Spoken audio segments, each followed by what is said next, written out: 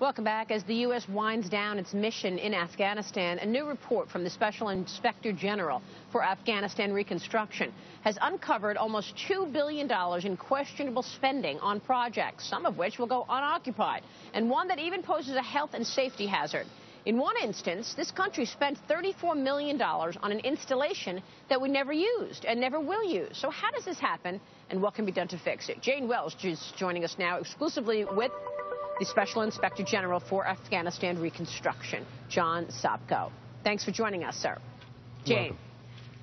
Maria, thank you. Inspector General, thanks for joining us. I really don't know where to begin here. You have found so many things. What is the most egregious example of waste you believe you have uncovered so far in Afghanistan?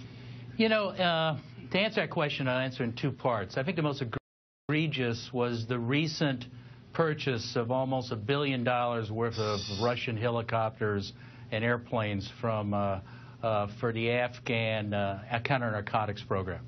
The Afghans aren't capable of handling the equipment they have now, but the Pentagon rushed in to buy new equipment. We told them, wait till the Afghans can handle the equipment they have now. Otherwise, that equipment's just going to sit on a tarmac and rush. And then the second, although the amount wasn't as bad, the second most egregious event we uncovered had to do with the culvert denial system. These are steel plates and steel mesh put under culverts on the highways.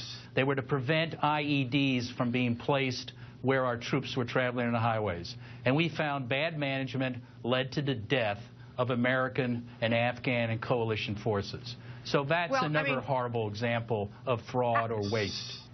Yeah, let's just put aside the fact that we're buying Russian helicopters for Afghans, but the Pentagon says it's the only helicopters they know how to fly, but as you say, they can't find pilots. How does something like this happen? How does a $34 million building that we said 3 years ago apparently we didn't want continue to be built? How does this happen when we're trying to cut back here at home?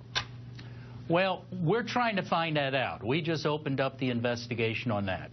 But a number of people told me, including a couple generals out in Afghanistan on my last trip, that this is indicative of what happens with military procurement and military construction. If you procure it, if you appropriate the money, we will spend it.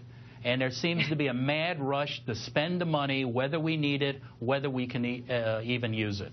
So we're trying to find out who's responsible. Meantime, as we furlough people at home. But finally, Inspector General, it seems a little late for this to come out. I mean, it's 2013. We've been in Afghanistan for 12 years. Why are we learning about this now?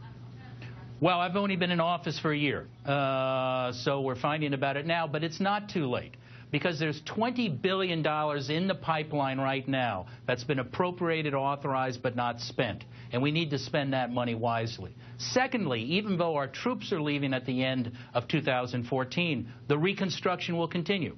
We actually are seeing an increase in the budget request for reconstruction. So it's important for us to keep looking, keep pointing out what the problems are, and improve how we spend that money. Special Inspector General John Sopko, thank you for joining us. Maria, back to you. All right, thank you so much.